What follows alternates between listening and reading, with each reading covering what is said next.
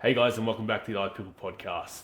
My name's Herman, joined by Sumi, and today we're going to review the MLPA event that happened in Sydney this past weekend. The best games that occurred, top performers, and everything in between. So you were actually there. Why don't you just give me your instant reaction? Yeah, well, straight off the bat, Sumi, that was some of the best quality pickleball I've seen Yeah. with my own eyes. Incredible facility, so it was that Central Pickle down in Milpera. I think they actually changed the venue a day or two prior to the event happening. I assume it's due to weather. Yeah. I think it was because of rain. Well, that makes sense because even though it was an indoor facility, they had roller doors and actual doors open, and it was pretty windy. Yeah. So like when it got really windy, they had to close those doors. But overall, it made for a really good event. The level of pickleball, like I said, was extremely high. Yeah. And you know, when you're around that team atmosphere, when it's team versus team, it's like it makes it even more fun to watch. Yeah. And so yeah, my raw reaction is it was a really great event to be at. Yeah. Did you by chance catch the stream? Yes, it did, and it looked very good. Even looked very enclosed. Players were all very near to each other, so it looked pretty good. Yeah. I was a bit disappointed that why would you move it, because of wind. I think wind is part of the game. Some players played better than others, so I think if it's windy, I would prefer to play it there because I know I can handle the wind better. What do you reckon? That's a good shout. Me personally, I'm not a fan of the wind, so Yeah. that's my bias. I would have preferred for it to be indoors. Yeah. We'll talk about the best games that occurred, top performers, and everything in between. Okay, so our iPickle prediction, who was our picked and how did it all play out? Yeah, we'll start with the Premier. So just quickly in the Premier, we picked the Sydney Smash. Yes. And so going into this event, the reason why we chose the Sydney Smash is we'd seen them have some close encounters with Bondi. Yeah. Bondi are clearly the standard and have been for the past few events. And so we knew they could, stylistically, they matched up pretty well. Yeah. And so knowing that Ben Costin was the coach this time around, I thought he might have been the difference and given them something extra per se. And yeah, no, he definitely did. So they actually did match up, end up playing Bondi. I think they played them twice, but they played them on the Saturday, and I felt like it was going to be the match everyone was waiting to watch. And if you look at the stream, everyone was watching that game because it was highly anticipated. Everyone knew the Sydney Smash could win it, and we knew they were going to win that one, and they ended up winning it in a dream breaker that went 21-19. Yeah, that's big, and that would have given them so much confidence going into the later stages. Yeah. I feel like that was one of the games where they really earmarked it, Sumi, to, that was the game that they wanted to win. Yes. The hard part is there's games after that, and I felt like, even as a fan watching it, it was so emotionally, exhausting. Yes. Whereas, have you sort of seen even in other sports where a team might peak early, or a team may play their grand final before the actual grand final? Yeah. I felt like that might have been the case with the Smash. They played so well against Bondi. They got the win, and then they faced up against the Breakers. George Wall, by the way, funny story. In the morning, we had actually picked the Crocs to beat the Breakers, because that's what the Crocs have been doing all season. Yes, Crocs have been Really good. Really good. The whole season, they had a very good season. And it was a close game. I don't think the Crocs played at their best on the weekend, but it ended up going to a dream breaker, and the Breakers took it. So, having already picked against George Wall came and said what's up to me later that afternoon, and he goes, "Yeah, I saw you picked against us, and I took it personally." But he's saying it in a joking manner, but no. He was definitely, him and the Breakers were definitely up for it against Sydney Smash. And that ended up being a really good game too. So when they faced off, the Smash and the Breakers were down 0-2 after genders. Wow, Breakers were down 2-0. Breakers were down 0-2 going into mixed. And then the Breakers just took over. The most pivotal game was the one between George Wall, Katie Morris versus Kim and Long. So in hindsight, Sydney needed to win that game. Yeah. But they didn't, and then Jack Long came on and absolutely put on a clinic. which sent it to a dream breaker, and the breakers are pretty hard to beat in that format. Yes. I think what happened was just watching it from the screen, I was in Brisbane, you were there. Yeah, Both the teams, Breakers and Sydney Smash, they were better than Bondi in different games. yeah, Like they were looking better teams. I think Bondi got away. you reckon? I think they got away because, yeah, Sydney Smash, yeah, they were at their peak when they played them before Yeah. in the round. And then Breakers got Sydney Smash. That's true. Like, yeah, if Sydney Smash, they were already thinking about, I think, finals.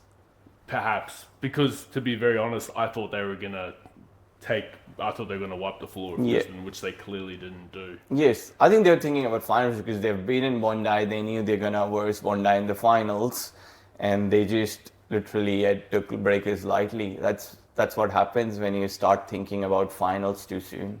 That's a good shout. But to Like be you're honest, thinking about the glory while you're playing, early stages of the Yeah. round. You're not in the present moment. I think that's what happened. yeah. Well, to be fair, I don't know if you can really blame them because Bondi have been the standard all season. Yes. So that's to true. beat them, you'd have to think, oh yeah, I'm a guaranteed team in the final, because the winner of the Breakers and Smash went straight into the championship game. And so I think if the Smash were able to win that game, I think they would have been well rested and ready for the next day in that championship game. Another point of difference to me for the Smash is, man, they had a sick crowd supporting them. So obviously I was supporting them because we picked them, but I wasn't actually vocal. I was just watching. But they had an actual crew that was very vocal after every point, which I think added to the atmosphere and made it's it local so much. team. Yeah. Well, when you talk about Sydney Smash versus Bondi Pickleball Club, that's to see who the king of Sydney is. Yeah, that's true. They're both local teams. Both local teams. Yeah, at the end of the day, the Bondi were just too good. Yeah. Bondi are like that juggernaut that they lost one game in the lead up to the finals, and then they realize, oh yeah, probably need to tweak a couple of things. But yeah, definitely a juggernaut. Do you reckon the big thing was because it was Breakers, not Fast Force? Yeah, I think that was the biggest difference. Yeah. So if George Wall and his team, as drafted, played under the Fast Fours, I reckon they would have won it. Yeah, I think they They just would've needed won it the all. name Fast Force. Yeah. I've got a question for you, Sib. Do you think that the Brisbane Breakers are cursed? They're not cursed. They're still one of the most successful franchisee. Yeah. Most successful teams. Well, I think from a foundational standpoint, they were the most successful team in year one. Yeah. But you look at names like Kyle Yates, who has come down under, Nicholas Schoolman, who has played for the Breakers, but is now a superstar for the Melbourne Mavs. Do you think it's a possibility that maybe it's the team name? Maybe it's even the team colours, Sumi. Maybe the purple's hard to get behind. Could be. I can get behind the pick 100%. Nah, I think just Breakers, they need, overall team. They need just the overall team. I think there's always some holes in their team. Yeah. Some holes which are just, it's hard to fill. Yeah.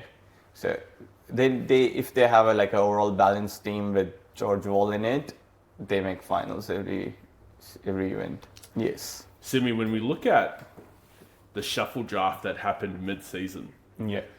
prior to the shuffle draft in that last event on the Gold Coast, the Bondi Pickleball Club actually won the event. That featured Rose, and I think they had a couple of subs. They had B. Horsley, Big Middle, and then they had Rob Cassidy, who was on the team. Yes. During the shuffle draft, they pretty much changed their whole team going into the last 3 legs of the MLPA. They picked up Max Mantho, Kat Westbury, and then Louis Laville. I mean, going into the shuffle drafts, one could say Rose was crazy because they had just come off a win.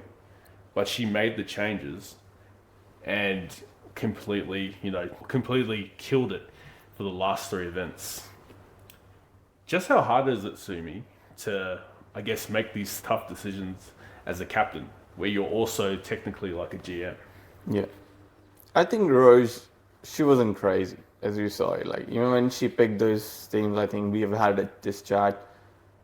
She upgraded her team. You always want to do it better, whatever you have got. You don't want to stay at the same level. So she had a team and she did one better. We were saying Rob Sterling is the best player in Australia at that time, which he was. Yeah. Can you do one better? Can you bring one player from That's States and do better than Sterling? That's a good shout. Which she did. She did. She got Purple Jesus, who is a top level player. Yeah. I don't want to compare one player to another, but Yeah. overall, he was the package. He was the difference maker in a lot of the games. He definitely was. He definitely was a difference maker in a lot of those games. I think Rose just upgraded her team. Yeah. Well, I think if you look at it, she had Patel from India, I think, who was drafted in the first half of the season, who I don't believe played an event. I mean, it'd be interesting to see how they would have gone if they played as drafted. I think they would have been pretty dominant. Yes. I think, Rose has always drafted a very good team. I think, not always, she was captain, but she was, before when she was in Crocs, she was not the captain, someone was the team. Yeah. But I think Rose, she's smart with her picks. Very smart. Yeah, and because she's traveled so much with pickleball, she knows the players, she knows the local talent. That's true. And I think, so just on that, like when you're a really good player and you travel, like people are drawn to you. Like, I mean this respectfully, I don't think every captain of the MLPA team could have got Max Mantho down to Australia to commit to all three events. Yes, true. So she might have had those connections, right? Because she's been traveling, so she's known in the community in pickleball. Yeah.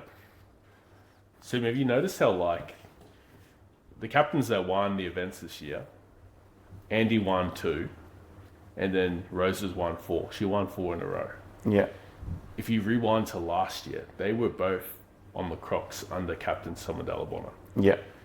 How do you think this influences Summer's legacy? So, like for me, what's the common thing between all these events? We go back how many events any team has won.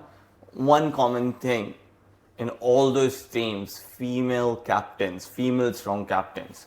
If you have a female strong captain, top 3 female in Australia, if she's the captain of your team, you're guaranteed few finals. That's such a good shout. Because of the depth in females. Yeah. I think also, if you're a top female, you have a lower degree of difficulty going into the draft. Yes. I mean, that'd be like, let's say, for example, we're both captains. You're a better player than me. I have to outdraft you to just be equal with you, if that sort of makes sense. So, yes, that's true. Yeah. So then, if you've got a really great player like an Andy, or a Rose, or a Summer, they've already got the advantage because they're better than a lot of the other captains. No, it's true.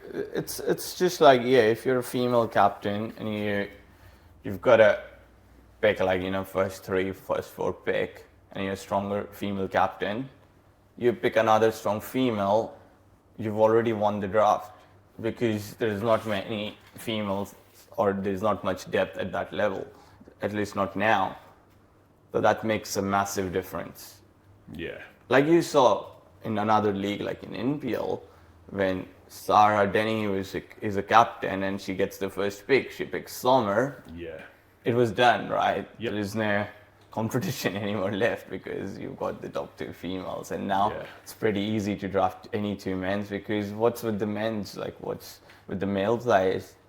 If you don't get one, you've got 5 other sitting at the same level. Yeah. They might be like top of the crop 1-2 players, but then up from 3 to 10, it's same level. You pick anyone, you're gonna get the same thing. Yeah. But with the females, it's not like that. There's top, which are like few, and then there is a big gap. Yeah, such a good shout. So, who impressed you the most across the weekend? Who was the top pick?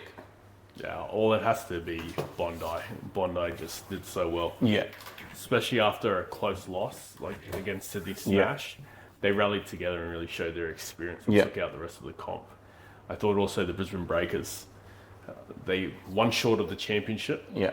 But if you look at the results throughout the year, you can see that they actually grew and that the weekend really showed how far they had come.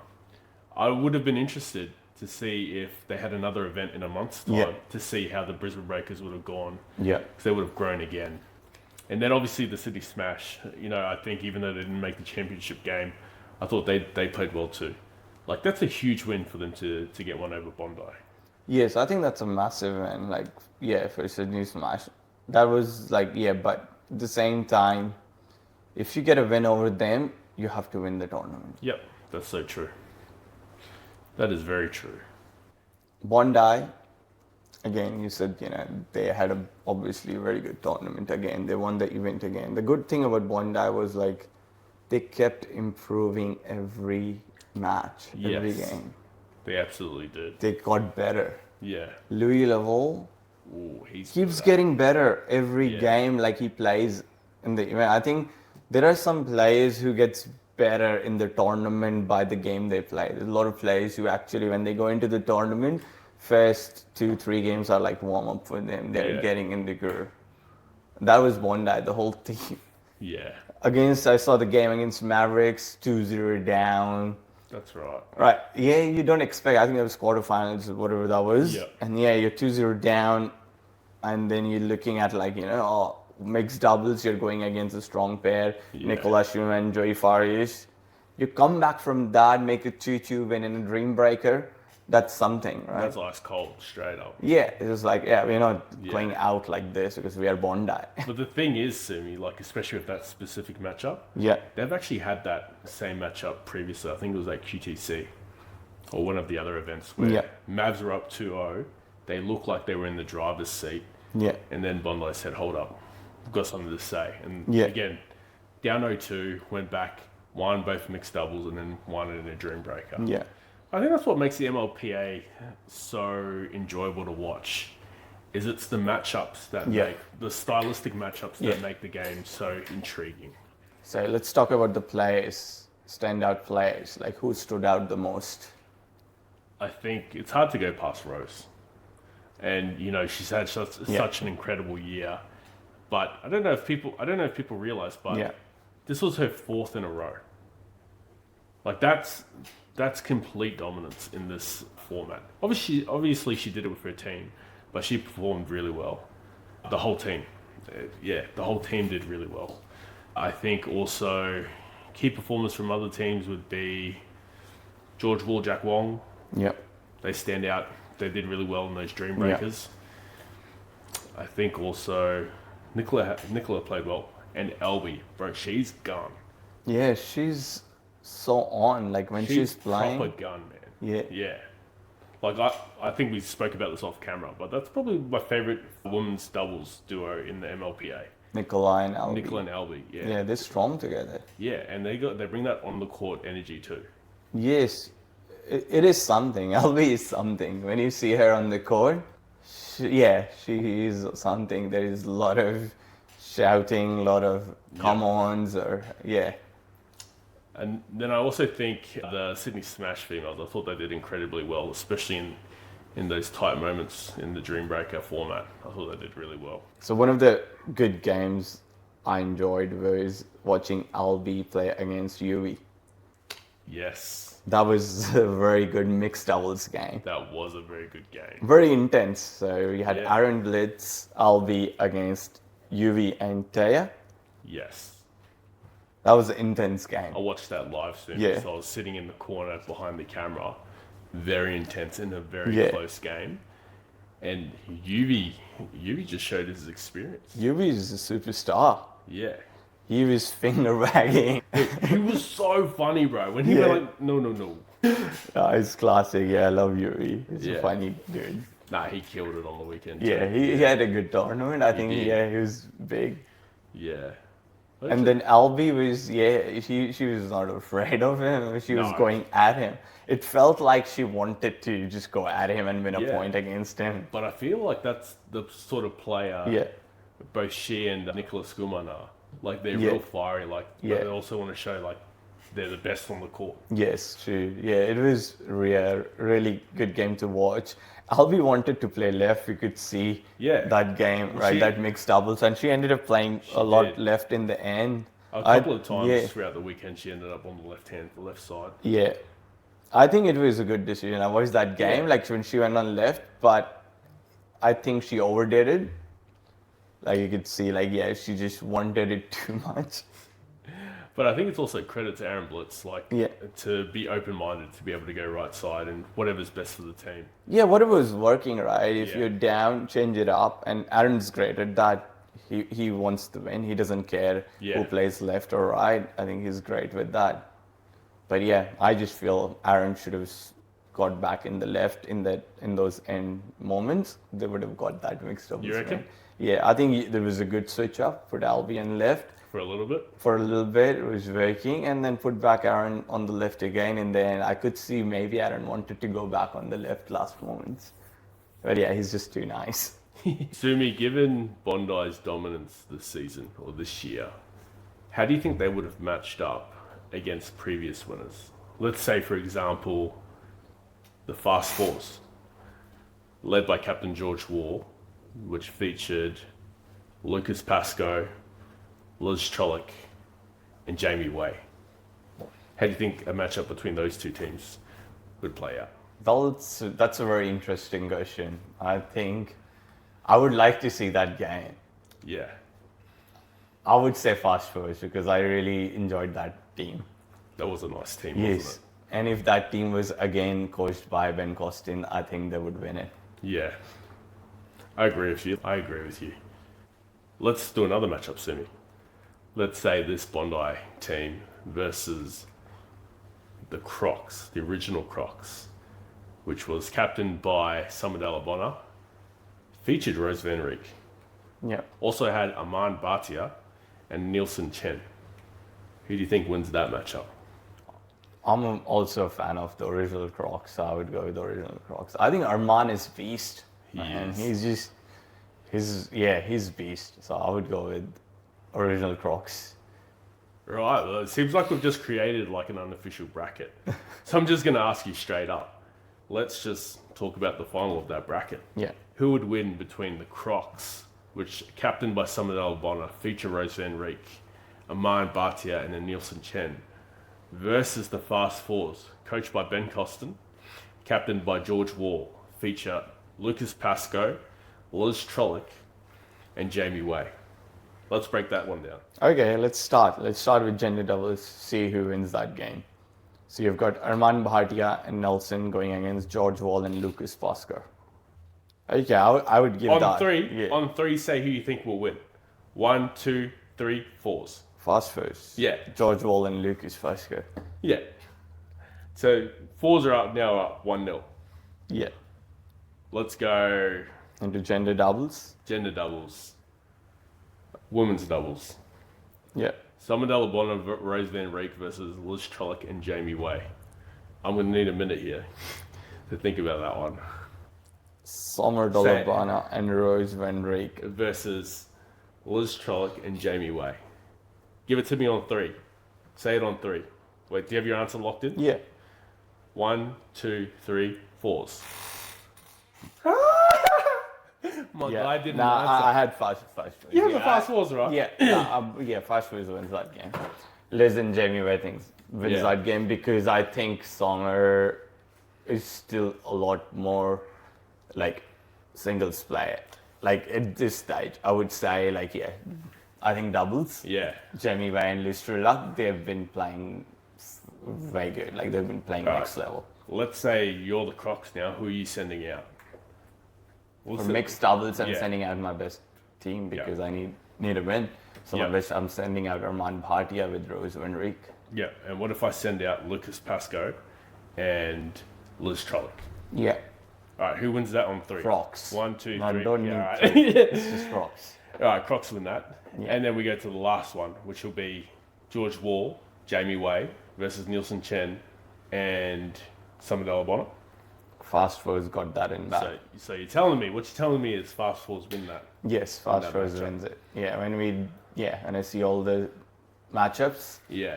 Fast Fours went up. So I think Fast Fours would be the best franchisee until now, the best Fast team yet. Fours must be the best franchise ever created, and that's why they had to retire them. Yes. Yeah. Against Fast Fours, there was no competition. They had to get rid of them. Yeah. It was just too easy. They're just too good. Yeah. Plus, I heard their home was Holland Park. Holland Park, Holland Park. as a Basketball. base, you can't go wrong. Like, Yeah. yeah, that's the best franchisee ever. Thanks for joining us for another episode of the iPickle Pod. Be sure to like, comment, and subscribe, and look out for our next episode.